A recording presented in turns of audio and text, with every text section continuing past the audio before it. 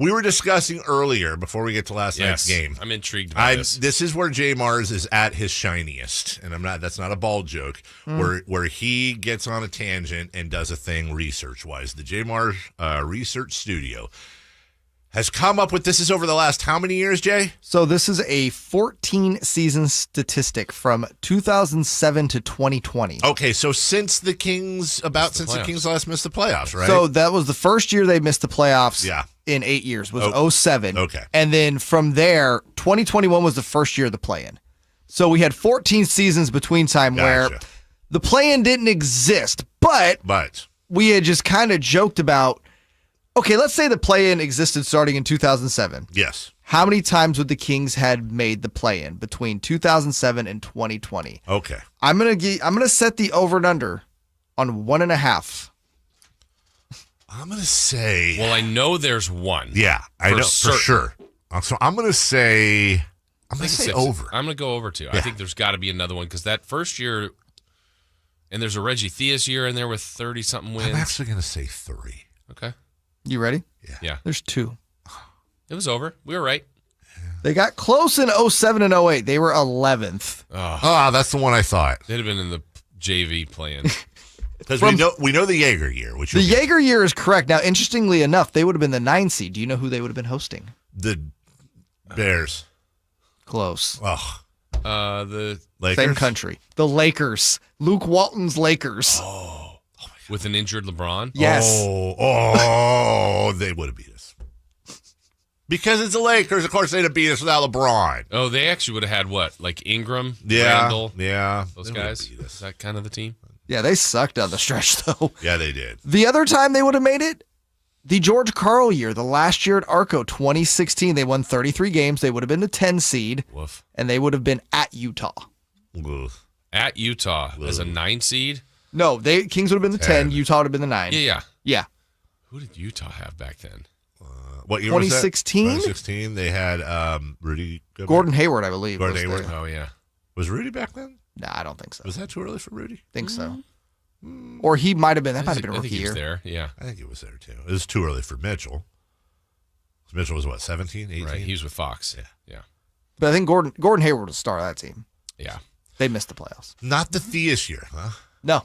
The Theus year, the one full year we had of Reggie Theus, which was 2008, they were 11th. They had 38 wins, though. They had 38 wins, which would be good for probably the 8 seed this year. Easy in. And not only that, he had a lot of injuries he dealt with. That team probably actually, had they been healthy all year, would have been a playoff team.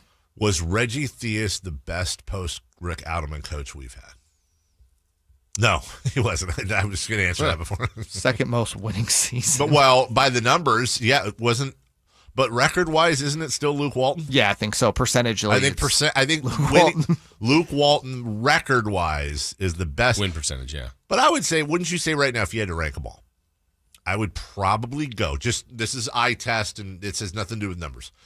Malone, number 1. I'm struggling with, I know who I'm going to flip-flop these. Kenny Nat. No, I'm going to go. We're only going based upon their tenure in Sacramento. Yeah, right? I know. Well, that's the thing. Yeah, because otherwise it's Carl. No, but I'm saying in Sacramento, he's a Hall of Fame coach. No, here's the basis of my question. You pick Alvin Gentry's replacement this year, assuming he's gone, and you can only pick from Kings coaches since Rick Adelman, but you can pick any of them. That's the Mike basis. Malone. Okay, that's what I'm saying. So Mike Malone's number 1. I'm struggling with 2 and 3. I probably go Dave Yeager too. So it's either Dave Yeager or Eric Musselman. That's what I'm struggling with. And I'm really over Walton? Musselman over Walton? Yeah. Well, Walton had a shot. So did Musselman, but other things happened.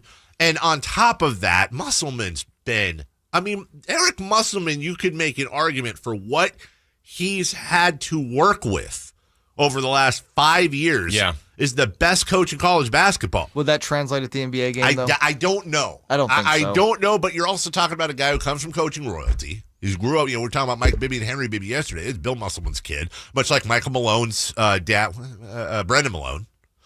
So you've got the coach's kid thing going, which is always a plus. He's a lifer. He's a really smart guy. I mean, obviously he had the one. It just nothing worked from he made a huge mistake. Yeah, and he followed Adam. That's the biggest shoes to ever follow here. Yes, if he got the job today, I think it'd be different. I completely agree with you. But so would Malone, to be honest. I completely agree with you too. And the thing is, the Kings. God, what if the Kings did bring back Dave Yeager next year? It's not going to happen.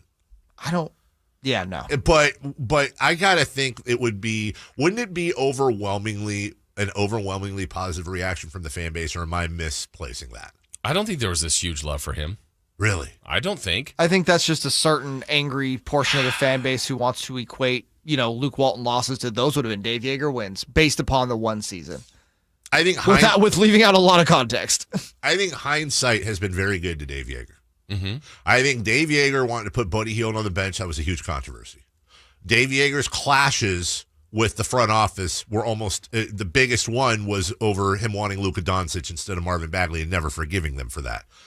And then on top of that, he had the 39-win season where they really tanked down the stretch. Otherwise, I think hindsight's been very good to Dave Yeager. Yeah. And I also think Dave Yeager's in a different place, but I don't know. I think the fan base, maybe not overwhelmingly. I think it would be more happy. I think the idea of a retread would just kind of send a lot of people like, ugh. I agree with you, but I think, aren't we almost certainly getting a retread anyways? Like, it's okay if they hire Mike D'Antoni. I mean, a retread in a organizational retread. Those haven't worked out well recently. Who do you think would get a better reaction, Yeager or Musselman? If you Muss. You think so? Yeah, I think so too, actually.